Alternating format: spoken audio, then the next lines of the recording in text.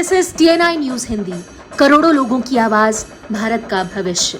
माँ तो माँ होती है, अपने बच्चों को राजा बनाने का ख्वाब देखती रहती है, चाहे उसका बच्चा जन्मजात अंधा ही क्यों ना हो। आज TNI पहुंची है रामानुज संप्रदाय के जगत गुरु स्वामी राम भद्राचार्य जी के सैंडी खुर्द गांव, जो आजकल सच्चीपुरम जौनपुर के नाम से जाना जाता है। स्वामी राम भद्राचार्य जी का बचपन का नाम गिरधर लाल मिश्र था। वह जन्म से अंधे हो गए थे, लेकिन उनकी माँ सची देवी मिश्र उन्हें हमेशा राजा बनाने का सपना देखती रहती थी। जब गिरधर की माँ ने अपने पड़ोसी महिला से गिरधर को राजा बनाने की बात कही तो पड़ोसी महिला ने ताना मारते हुए कहा, तेरा बेटा तो अंधा है, यह राजा नहीं बनेगा, भीख मांगेगा, भिखारी बनेगा। जब बालक ने अपने पड़ोसन चाची के कटु वचन सुने तो फिर बालक ने अपने मन में ठान लिया कि अब वह राजा बनकर अपनी माँ का सपना साकार करेगा, और वहीं से अध्यात्म का रास्ता अपनाते हुए योगी बन गए। जब रामानुज संप्रदाय के जगत गुरु बने तो फिर अपनी चांदी की कुर्सी अपने गांव सैंडी खुर्द लेकर पहुंच गए और उन्होंने अपनी पड़ोसन चाची से कहा, देख मैं राजा हूं या भिखारी। एक हमारी माता जी ने कहा था, मुझे वो प्रकरण याद है, हमार भैया राजा हुई हैं। तो एक महिला ने कहा, तेरे राजा का हुई हैं। जब इन्हें देखा नाते तो भीख मगी हैं, राजा न हुई, भीख मगी हैं। इस सुना मैंने, तय किया, श्रम किया, और जब जगत गुरु रामानंदाचार्य पद पर मेरा सर्वसम्मत से अनुमोदन हो गया और चांदी के सिंहासन पर बैठा तो मैं जानकर अपने गांव गया। और रामचंद्र दास जी वो महिला जीवित थी। मैंने उनको दिखाया, मैंने कहा, पाला की मावा, अब बताओ हम राजा बने कि भीख मांगत है, बताओ, अब तू बताओ। कैसे बना 6 माह की उम्र में ही अपनी आंखों की रोशनी रोग के कारण गवा चुका बालक गिरधर लाल मिश्रा रामानुज संप्रदाय का जगत गुरु श्री रामभद्राचार्य महाराज। जब बालक गिरधर छोटा था तब वह आंखों से अंधा होते हुए भी अपने सहपाठी और परिवार के भाइयों का हाथ पकड़कर गांव सैंडी खुर्द में ही प्राथमिक विद्यालय में पढ़ने जाता था। राम भद्राचार्य जिस गांव में पैदा हुए उस गांव में उनके सखा भी हैं, परिवार तो रहता ही है। उनके साथ पढ़ने वाले मुन्नीलाल सरोज जो प्राथमिक शिक्षा में उनके साथ रहे, उनके बचपन के दोस्त हैं, आज हमारे साथ हैं। ये बताएंगे उनके बचपन के बारे में, उनकी कुछ यादें हैं। उनकी आंखें नहीं थी, वो कैसे पढ़ने जाते थे, फिर उसके बाद उनका दिनचर्या क्या हुआ करता था बचपन का, और बचपन का नाम क्या था, कैसे लोग उनको जानते थे, क्या उनकी आदतें थी। ये बहुत सारी चीज़ें जो बचपन की होती हैं, एक बच्चे की होती हैं, उसके बारे में बताइए। मुन्नीलाल सरोज जी इसी गांव के निवासी हैं और ये उनके पारिवारिक सदस्य भी हैं। हाँ भैया, हम लोग साथ में पढ़ने आते थे। वो घर से आते थे तो ही प्राइमरी स्कूल यहाँ था, तो स्कूल में हम लोग पढ़ते थे। और बचपन का नाम उनको गिरधर महाराज कहा जाता। तो हम लोग आपस में बैठते थे, खेलते थे। रामचरित मानस का पाठ को हमको बताया, अंतराक्षरी होती थी और उसमें मैं भी भाग लेता था। रामचरित मानस का पाठ भी मैं कई बार कर चुका हूँ और रामायण भी कहता हूँ जब तक। लेकिन बाद में हाल 9-10 साल हो गया, सन 2009 में हम साधु हो गए कबीरपंथ से, और उनका हमारा विछोह हो गया। इसके बाद वो बनारस गए, कई बार चित्रकूट गए। 34 साल के बाद पिछले साल हमारी उनकी मुलाकात हुई और वार्ता हुई। बड़ा मान सम्मान हुआ उनके परिवार से, सबसे है। बचपन में जब हम लोग सुजानगंज जाते थे राष्ट्रीय में पढ़ने, वो पाठशाला में रहते थे और हम राष्ट्रीय इंटर कॉलेज में जाते थे। तो उनसे एक बार मैंने पूछा था कि आँख से कुछ दिखाई पड़ता है, तो उन्होंने कहा कि लाल लाल दिखाई पड़ता है और कुछ नहीं। और हमारे साथ बराबर रेस में जाते थे। हम दोनों यहाँ 9:30 बजे जाते थे कॉलेज और इतनी तेज़ रफ्तार से जाते थे, समय से हम लोग वहाँ उनको पकड़ कर चलना पड़ता रहा होगा। हाँ, किसी सहारे? हाँ, सहारा देना पड़ता था। जहाँ ऊँच खाल नाली वाली पड़ती पकड़ना पड़ता था, नहीं तो साथ साथ वार्ता करते हुए दोनों आदमी, या उनके भाई जो रहते, जिस दिन उनके भाई नहीं रहते थे उस दिन हमारे साथ जाते। तो यहाँ प्राथमिक विद्यालय में साथ पढ़े? हाँ, पढ़ने लिखने में कैसी? उनको पढ़ाया लिखा उनके आजा, उनके दादा ने पढ़ाया था। और यहाँ केवल महाभारत का पाठ पढ़ते थे हेडमास्टर से। मुरलीधर मिश्रा यहाँ के हेडमास्टर थे, उन्होंने उनको महाभारत का पाठ उनको। केवल संस्कृत विद्यालय में पढ़ते थे? हाँ, काली संस्कृत विद्यालय। तो यहाँ प्राथमिक विद्यालय के बाद संस्कृत विद्यालय चले गए? हाँ, चले गए वहाँ गौरीशंकर। तो आप कितने दिन साथ रहे? बचपना कितना कैसे बीता, कितना दिन तक इंटर 12 6 18 17 18 साल तक रहा आप साथ रहे उनके? हाँ। तो आपको ज़्यादा वो तो नाम आवाज़ सुन लेते थे, बता देते थे कि फलाने कहाँ है, बस इतना था। और क्या हरकत थी और क्या याद है उनके साथ की बचपन की? बस खेलते कूदते रहते थे भाई, आँख नहीं थी लेकिन संभाल के उनको चलना पड़ता है। लोग ताना भी मारते थे कि भाई लोग ताना क्या, उनको खुटका मारते थे। यहाँ तक कॉलेज में भी वहाँ कुछ आदमी उनको तंग करते थे, रास्ते में भी तंग करते थे, लेकिन हम लोगों के साथ ऐसा कोई बात नहीं। उनके परिवार के लोगों का क्या है, पारिवारिक संस्कार क्या है? पारिवारिक संस्कार बहुत उत्तम था।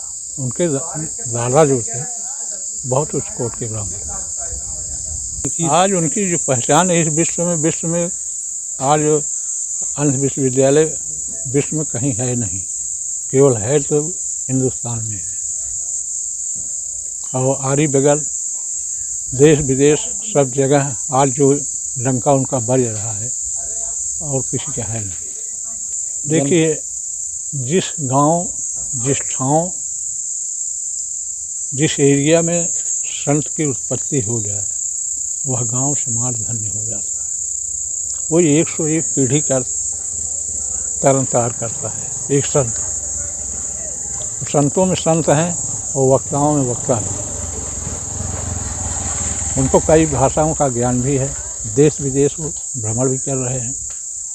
उनके पास समय नहीं है, कुछ समय निकाल कर आ जाते हैं। जब अपने अंधे बच्चे गिरधरलाल को उसकी माँ शची देवी मिश्रा दुलार करते हुए यह कह रही थी, मेरा बेटा बड़ा होकर राजा बनेगा, तो पास में ही बैठी पड़ोस की महिला जो रिश्ते में चाची थीं, ताना मारते हुए कहा, तेरा गिरधर तो जन्म जन्मात अंधा है, यह राजा कैसे बनेगा, यह तो भीख मांगेगा, भिखारी बनेगा। आपको सुनकर बहुत अच्छा लगेगा, प्रशंसा नहीं करा अपनी, उदाहरण तो बताने पड़ेगा आपको। इसी लक्ष्य के आधार पर मैंने अपने जीवन के 5वें वर्ष में, 5वां वर्ष पूरा होते तो पूरी गीता मैंने कंठस्थ की थी, और 7वां वर्ष पूरा होने पर पूरा रामचरितमानस कंठस्थ किया था।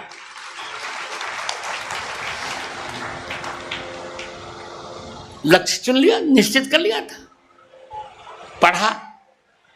भले निंदक निंदा करे, उनको करने देना चाहिए और अच्छा लगता है।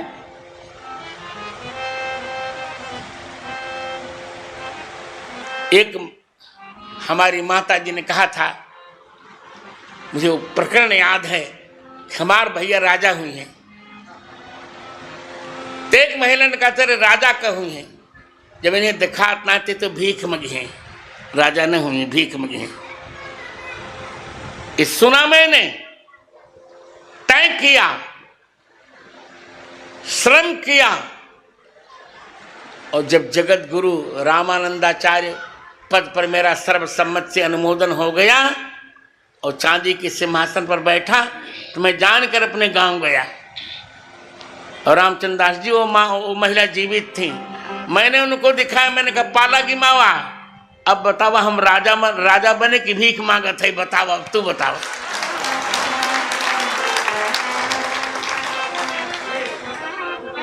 वो महिला तब जीवित थी,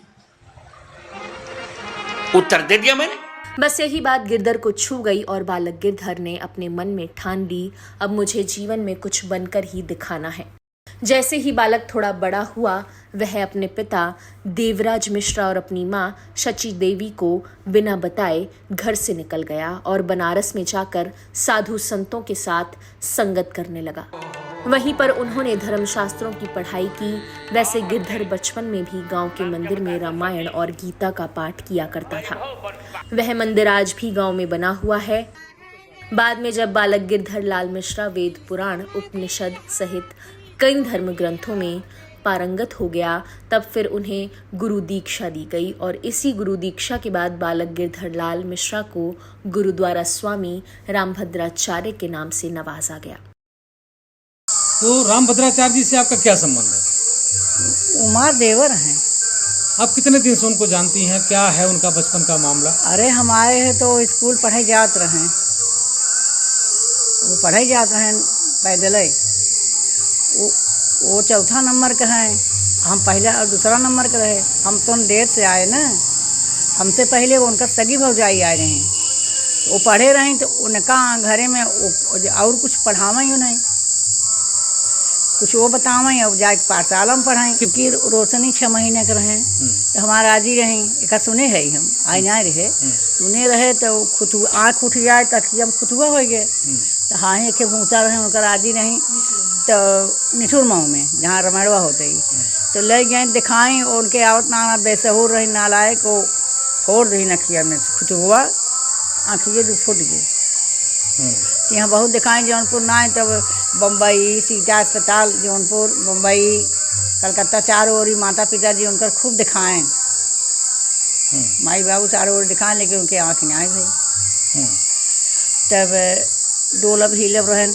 अरे 5 साल का रहें तो हाँ कुहार हैं तो वह कुहारौटी में गए।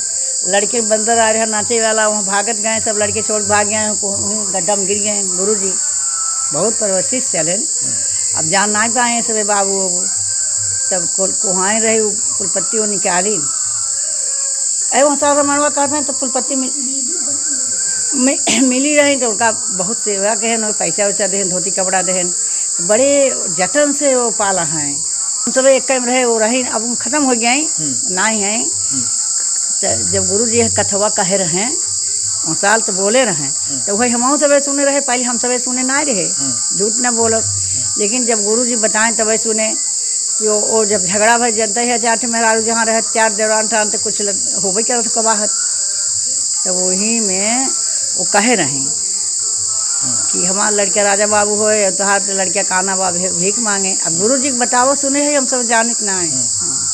14 साल में 14 साल से लौटा रहे बनाई से, जैसे भगवान बन गए रहे राम जी तो जब बनारस से वो निकल गए हैं, विरक्त हो गए। साधु जब भाइन है विरक्त भाइन है तो अरे अम्मा कितना रोएं, अम्मा बाबू बहुत रोएं। और बनारस वाले बताएं ना कि विरक्त हो जाता है। 14 साल के बाद तब घरे आए हैं। तभी से स्वामी रामभद्राचार्य सूरज की तरह चमकते हुए अध्यात्म की अलख पूरी दुनिया में जगा रहे हैं। हालांकि स्वामी रामभद्राचार्य बचपन से ही नेत्रहीन हैं, लेकिन यह नेत्रहीनता कभी उनके आगे नहीं आई। वह 22 भाषाओं के ज्ञाता हैं। इसके अलावा उन्होंने कई धार्मिक ग्रंथ लिखे हैं व कई भाषाओं में उनका अनुवाद किया है। जब देश की सबसे बड़ी अदालत सुप्रीम कोर्ट में अयोध्या की राम जन्मभूमि को लेकर विवाद चल रहा था, तब 5 जजों की बेंच के मुस्लिम जज ने जगत गुरु रामभद्राचार्य के तर्कों को सुनकर जिज्ञासा प्रकट की। क्या स्वामी जी आप बता सकते हैं वेद पुराण और धर्मशास्त्रों में कहीं पर राम जन्मभूमि स्थल का हवाला है? कोर्ट ने ये पूछा था मित्रों कि बिना देखे आप कैसे साक्ष्य देंगे। मैंने कोर्ट से पूछा कि तुम साक्ष्य चाहते किस चीज का हो? कोर्ट ने कहा शास्त्रीय साक्ष्य हम चाहते हैं। मैंने कहा महोदय, शास्त्रीय साक्ष्य में भौतिक आंखों की आवश्यकता नहीं होती। सर्वस्वलोचनम शास्त्रम यस्य नास्त्यन्ध एव सः। शास्त्र ही सबकी आंखें हैं, जिसके पास शास्त्र नहीं है वो दृष्टिहीन है। मेरे इस पक्ष को माननीय उच्च न्यायालय ने मान लिया। मैं पहला व्यक्ति था जो बाह्य आंखों के बंद होने पर भी साक्ष्य देने वहां गया था। जब मुसलमान जज ने मुझसे पूछा था कि राम लला के जन्म का वेद में प्रमाण है क्या, अयोध्या में प्रमाण है क्या, तो मैंने अथर्ववेद ग्रंथ लेकर के उनको दिखाया कि अथर्ववेद के 10म कांड के 31वें अनुवाक के द्वितीय मंत्र में अष्टाचक्रा नवद्वारा देवानां पूरयोध्या यस्याम हिरणमयः कोशः स्वर्गो ज्योतिषावृत। वेद ने स्पष्ट कहा है 8 चक्र वाली 9 द्वार वाली वह अयोध्या राम जन्मभूमि से 300 धनुष उत्तर में सरजू जी विराजमान हैं। वहां मैंने 441 प्रमाण दिए थे। खुदाई करने पर 437 बहुत स्पष्ट निकले थे, 4 केवल अस्पष्ट थे, वो भी थे अंत में प्रमाण हमारे कोर्ट ने स्वीकारा। मित्रों, इसे देखकर मुस्लिम जज ने भी स्वामी रामभद्राचार्य की दिव्य शक्तियों को प्रणाम किया और यह कहा, मैं देख रहा हूँ ईश्वर की असीम शक्ति को, जो आप बचपन से अंधे होते हुए भी मुझे वेद और पुराण की वह बातें लिखित में बता रहे हैं जो कि भगवान राम के जन्म से पूर्व ही धर्म ग्रंथों में मौजूद हैं। जगतगुरु रामभद्राचार्य का यही राम जन्मभूमि का सटीक विवरण बाद में सुप्रीम कोर्ट के फैसले में भी शामिल हो गया और आज अयोध्या में जो भगवान राम का मंदिर बन रहा है उसमें रामानुज संप्रदाय के जगतगुरु रामभद्राचार्य जी का क्या योगदान है, इससे आप अंदाजा लगा सकते हैं। सैंडी खुर्द गांव जो जगतगुरु रामभद्राचार्य जी की जन्मस्थली है, अब उसका नाम भी बदलकर उनकी मां शची देवी मिश्रा के नाम से शचीपुरम हो गया है। पहले यहाँ गांव का नाम था साड़ी खुर्द, अब गुरु जी की दया से इस सचिनपुर हो गया हमारे भौजाई के नाम से, गुरु जी की माता जी के नाम, माता जी के नाम से हो गया है।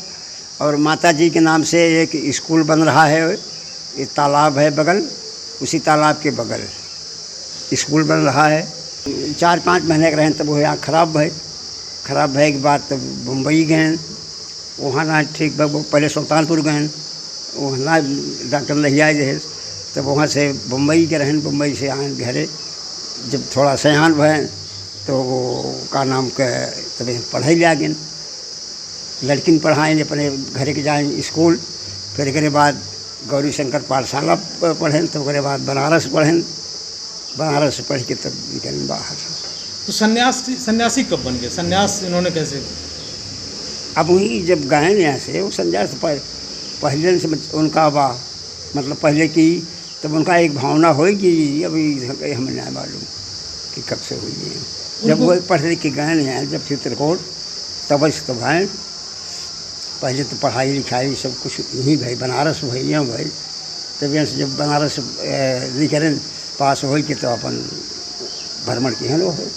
लेकिन जब स्वामी रामभद्राचार्य ने रामानुज संप्रदाय की सबसे बड़ी गद्दी जगतगुरु की संभाली तो फिर उन्हें जो बैठने के लिए चांदी का सिंहासन मिला। अपनी गांव की पड़ोसन चाची को दिखाने के लिए रामभद्राचार्य अपने घर चांदी के सिंहासन के साथ जा पहुंचे और उन्होंने पड़ोस की चाची से पूछा, चाची अब बताओ तुम्हारा गिद्धर अपनी माँ का दुलारा आज राजा है या भिखारी? बचपन में बच्चों को दिए गए ताने कभी कभी उन्हें दुनिया में सूर्य बनकर चमकने का अवसर प्रदान करते हैं। जगतगुरु रामभद्राचार्य जी महाराज आज देश के नामी गिनामी संत ही नहीं हैं, वह बागेश्वर धाम के पंडित धीरेन्द्र कृष्ण शास्त्री के गुरुदेव भी हैं। अरे यार थोड़ा शांत रहो। जय हो क्या प्यारे, और क्या चाल है? उनके हमारे क्षेत्र में उनकी बहुत बड़ी महिमा, बहुत बड़ी गरिमा है। पांडित्य के तो जना धुरंधर विद्वान है ही हैं और साथ ही साथ हमारे क्षेत्र के बहुत बड़े शुभचिंतक हैं।